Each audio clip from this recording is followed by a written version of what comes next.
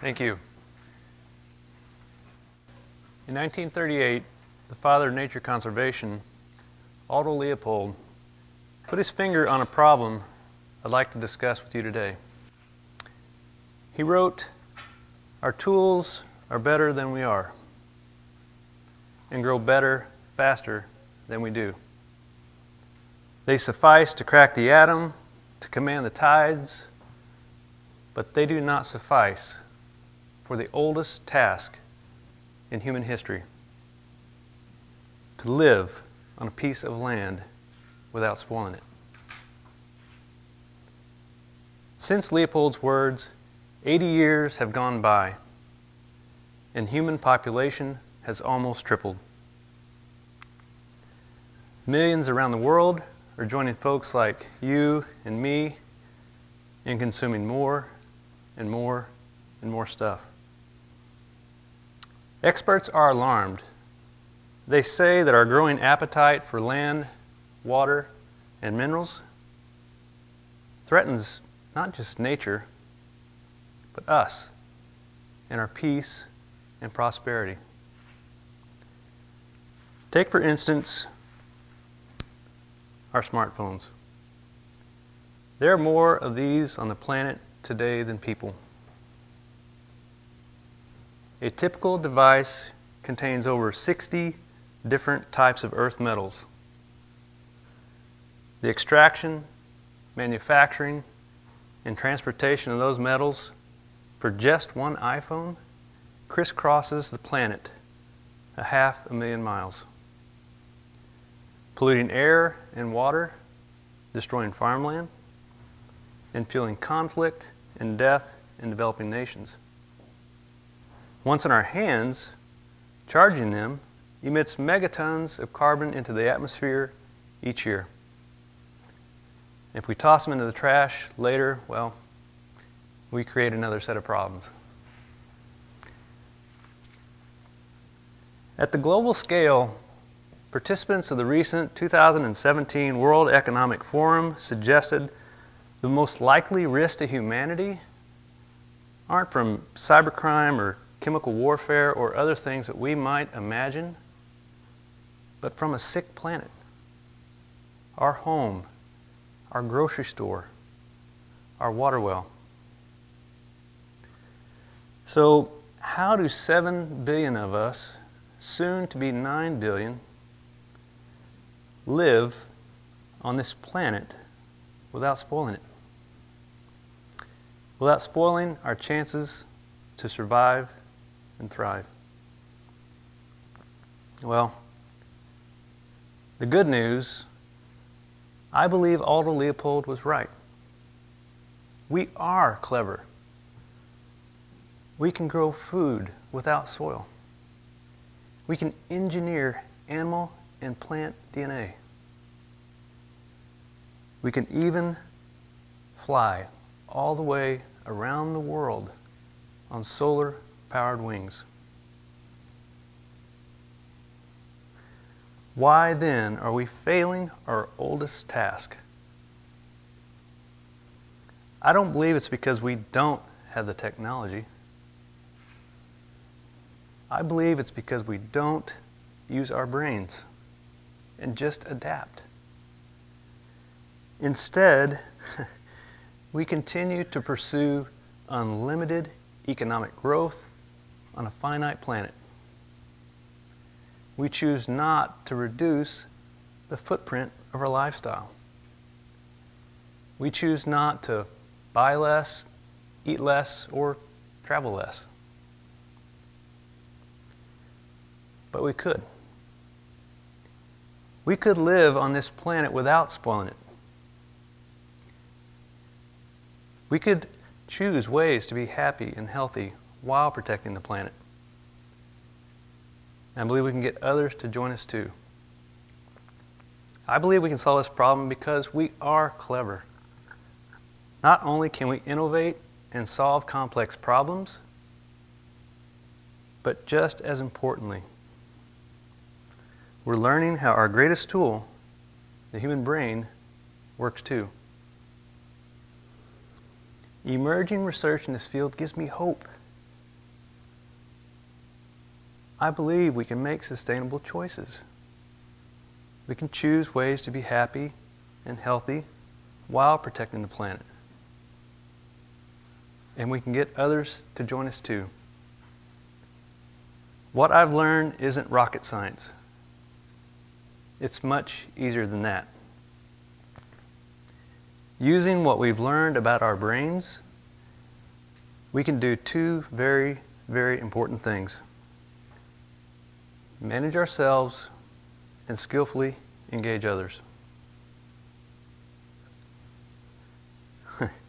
Now, science has shown that we are not wired well for the challenge before us. We evolved to respond to here and now, in your face kind of threats, like lions and tigers and bears. Not invisible threats that slowly turn into dangerous things, like cancer, obesity, or even climate change. That's why we arm ourselves against the slightest risk, like an airplane crash or a terrorist attack, but just can't seem to grasp the dangers of inhaling smoke, eating too much sugar, or burning fossil fuels. Ironically, we resist making the very changes we need. So how do we overcome such resistance? First, I believe we need to own it. Own the fact that we react to far-off, invisible threats with indifference. Faced with a far-off, distant, invisible threat, we dwell on any costs that might come with change while ignoring possible benefits. Convinced that losses will outweigh gains, we'll stick with the status quo, usually until it's too late.